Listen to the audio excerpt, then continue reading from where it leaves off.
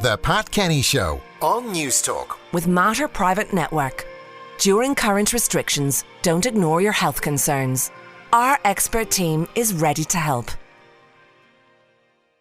Now, it marks the start of an Olympic Games like no other just in a couple of hours' time. There'll be no crowds, no party atmosphere in Tokyo, which remains beset by the pandemic. Plenty of Irish interest at the Games, though, and here to talk about this and all the other sport is Off the Ball's Owen Sheehan. Owen, good morning. Good morning, Pat. People a bit confused, I suppose. The opening ceremony is happening in a couple of hours' time, but we've already had events. We have, and we've had Irish people in events as well. This morning we had Sanita Puspure getting out for her first heat, and we had Ronan Byrne and Philip Doyle out as well. Mixed fortunes. Sanita won her heat pretty comprehensively. It was easy for her from start to finish, to say the least, and she's really rubber stamped her credentials as a possible medal winner for Ireland during these Olympics. And then for Ronan Byrne and Philip Doyle, they'll have a repechage tomorrow morning because they finished fourth in a four-boat race. But it was very strong opposition. They were up against the Polish boat, won it. They were up against the Swiss and the New Zealand boats as well, and it was a cracker of a race if you were a neutral watching it, but unfortunately they just came up short to book their place in the next round. But a repechage tomorrow and a bit of a better performance, and they might still book their ticket to the next round. OK. Now, we'll keep an eye on all of those Olympic sports as the days unfold, and the time difference means we'll be looking at sport at very odd hours. Let's talk about the Lions, which is a much more friendly time zone, and disappointment for Conor Murray, but he may yet get to shine in the first test. Yeah, he will probably come off the bench tomorrow. I think the entire bench is going to be used in all three of these tests because we know just how attritional these games against South Africa tend to be. I do think that there was a real momentum behind Ali Price over the course of the last 10 days to 2 weeks, and it was not a massive surprise that he was picked, especially since Alan Wynne-Jones came back and actually proved his fitness. Then Gatland didn't necessarily need Conor Murray on the pitch as his captain. Alan Wynne-Jones was always going to fulfil that role. So unfortunately it was a bit of a double whammy for Conor Murray. Price going well, Wynne-Jones coming back, so he's left on the bench. Tadhg Beirne is another Irishman who's been left on the bench, someone who a lot of people would have expected to have actually started in the game, but there is better news from an Irish perspective in that Robbie Henshaw is fully fit and ready to go tomorrow from the start. Tadhg Furlong, who everybody expected to start, does indeed, and Jack Conan, he is starting at number 8 for the British and Irish Lions, which is a magnificent moment for him, and he has been brilliant all year long in both the Ireland jersey and in the red jersey of the Lions over the last couple of weeks as well, so really deserved from him. And it's a 5 o'clock kickoff tomorrow. One of the big themes going into that, Pat, actually I should say, is that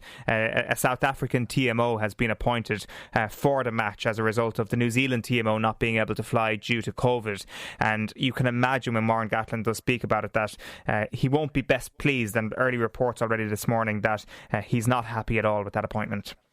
No, absolutely not. Talk about a hometown jury. In soccer, Bohs had a good win and Dundalk drew, and that's ongoing good news for both. Absolutely, they're both still very much in the tie at the moment, in their ties at the moment. Bohemians with a 1-0 win away to Dudelange, getting one over the Luxembourg football fans after, of course, the embarrassment of last year. Still need to get the job done next Thursday night, but there will be an even bigger crowd at the Aviva than there was for the last round, and Dundalk drew 2-2 with Levadia Tallinn, so they're still very much alive, both in the Conference League of UEFA's competition.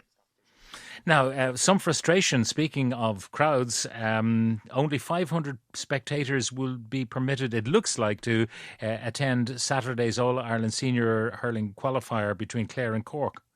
Why is that? So this is down to due to the fact that there's a couple of different situations here. There's also the situation in Killarney, which they have confirmed, the GAA have confirmed will not be increased at this point. The situation there is that there is just not enough seats in order to actually accommodate it. There may be some wriggle room when it comes to Semple Stadium due to the fact that there are seats, and maybe the initial fixture wasn't under the test events guidelines, or it wasn't picked as a test event because obviously the fixture didn't exist until Monday. So you'd imagine that there is some wriggle room there, but the definite line is coming out of Killarney is that game will not be increased beyond its 2,500, but 500 in Semple Stadium was obviously a pitiful number, really, and that is surely set to be increased, because 4,400 has been the reported number for the in the last couple of hours for what that Galway Waterford game will actually hold. So that's not too bad, in fairness, for people in Semple, although many people would argue that they could probably hold more than the 4,400 yet again. So pick of the matches this weekend. The pick of the matches this weekend is probably Mayo against Galway in the Connacht football final. Really, it's only going to be a few points of a difference in it. Mayo missing Cillian O'Connor still, but despite the fact that a lot of their fans might have written off their All-Ireland chances at the start of the year, they're looking at Dublin and they're looking at them faltering a little bit, and they're looking at Mayo's brilliant form and thinking that maybe it could be on, but they need to get past Galway on Sunday, who are going to be a very, very difficult proposition. They've recovered from a few sticky moments in the league themselves. Galway, they have classy forwards, they've got real talent all over the pitch, and when these two rivals go head to head, it always throws up a really good game. It's on in Croke Park as well, which should add to it. As I mentioned, then the other one is Kerry Cork in the provincial finals. That one is in Killarney on Sunday. And then the qualifiers in the hurling: Waterford against Galway tomorrow afternoon at 2 o'clock, and Clare Cork is the other one in that Munster derby. I'll say lots of sport to savour over the weekend. Owen Sheen of Off the Ball, thank you very much.